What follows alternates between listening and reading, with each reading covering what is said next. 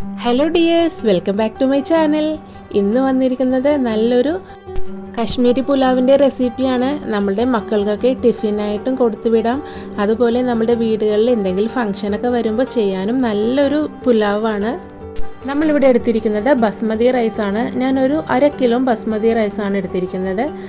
ഏത് റൈസാണെങ്കിലും നല്ലതാണ്. പുലാവിനൊക്കെ പറ്റി എപ്പോഴും നീളമുള്ള അലിബാബ അങ്ങനെയുള്ള റൈസ് ആണ് നമ്മൾ എടുക്കുന്നത്. നമുക്കിതൊന്ന് നന്നായിട്ടൊന്ന് വേവിച്ചെടുക്കണം. അതിനായിട്ട് അത്യാവശ്യം കുറച്ച് വെള്ളം അധികം എടുത്തിട്ട് അതിലേക്ക് ഹോൾ സ്പൈസസും കുറച്ച് ഉപ്പും 2 തണ്ട് പുതിനയും അതേപോലെ കുറച്ച് ഓയിലും കൂടിയിട്ട് നമുക്ക് നന്നായിട്ടൊന്ന് തിളപ്പിച്ചെടുക്കാം.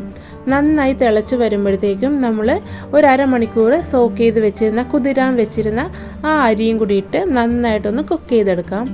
എപ്പോഴും അരി വേവിക്കുമ്പോഴത്തേക്കും കുറച്ചധികം വെള്ളം തന്നെ ഒഴിച്ചു കൊടുക്കണം. അപ്പോൾ നമുക്ക് ചോറ് ഒരുപാട് പശ പോലെയൊന്നും ഉണ്ടാവില്ല. പിന്നെ കുറച്ച് നാരങ്ങ നീരും അതുപോലെ ഓയിലും ചേർത്താൽ മതി. അപ്പോൾ നന്നായിട്ട് തന്നെ നമുക്ക് ഉതിരുതിരായിട്ട് തന്നെ റൈസ് കിട്ടും.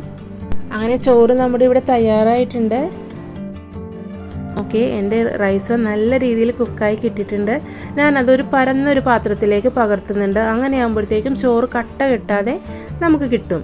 അതിനുശേഷം നമുക്ക് ഏത് പാത്രത്തിലാണോ ദമ്മ് വെക്കുന്നത് ആ പാത്രത്തിലേക്ക് ചോറും ഫ്രൈഡ് ഓണിയനും അതേപോലെ കാഷ്യൂനട്ടും കിസ്മിസും, ഞാനിവിടെ എടുത്തിരിക്കുന്ന ഫ്രൂട്ട്സ് അനാർ എടുത്തിട്ടുണ്ട്, അതുപോലെ ആപ്പിൾ എടുത്തിട്ടുണ്ട്, കാഷ്യൂം കിസ്മിസുമാണ് ഞാൻ ഇട്ട് കൊടുക്കുന്നത്. നമുക്ക് കശ്മീരി പുലാവിൽ എപ്പോഴും ഹാർഡായിട്ടുള്ള ഏത് ഫ്രൂട്ട്സ് വേണമെങ്കിലും കട്ട് ചെയ്തിടാം. ആപ്രിക്കോട്ട് ഇടാം, അതേപോലെ ഡേറ്റ്സ് ഇടാം, പിന്നെ എന്താണ് നമുക്ക് ഇടാൻ പറ്റുക, പൈനാപ്പിൾ ഇടാം. ഇതെല്ലാം നമുക്ക് കശ്മീരി പുലാവ് ഒരു സ്വീറ്റ് ആയിട്ടുള്ള ഒരു റൈസാണ്. അതുകൊണ്ട് തന്നെ നമുക്ക് കുറച്ച് ഹാർഡായിട്ടുള്ളത്, സോഫ്റ്റ് ആയിട്ടുള്ളത് നമ്മൾ ദമ്മിലൊക്കെ വെക്കുമ്പോൾ അതൊരു വെള്ളം പോലെ വരാൻ ചാൻസ് ഉണ്ട്. അതുകൊണ്ട് കുറച്ച് ഹാർഡായിട്ടുള്ള ഏത് ഫ്രൂട്ട്സ് വേണമെങ്കിലും നമുക്ക് ഇതിലേക്ക് ഇട്ട് കൊടുക്കാം. അങ്ങനെ കുറച്ച് മല്ലിയിലയും പുതിനയും ഇടുന്നുണ്ട്. അതുപോലെ ഗരം മസാലയും കുറച്ച് സ്പ്രെഡ് ചെയ്ത് കൊടുത്തിട്ടുണ്ട്. 2 ടേബിൾ സ്പൂൺ ഗീയും ഇട്ട് കൊടുത്തിട്ടുണ്ട്. എന്നിട്ട് നമുക്കൊരു 30 മിനിറ്റ് ഒന്ന് സ്റ്റീമിൽ വെക്കാം, അതായത് ദമ്മിൽ വെക്കാം. അതിനുശേഷം നമുക്ക് എല്ലാം കൂടി ചോറും ആ കട്ട് ഫ്രൂട്ട്സും എല്ലാം കൂടിയിട്ടൊന്ന് നന്നായിട്ടൊന്ന് മിക്സ് ചെയ്തെടുക്കാം. വളരെ ടേസ്റ്റി ആയിട്ടുള്ള ഒരു പുലാവാണ്.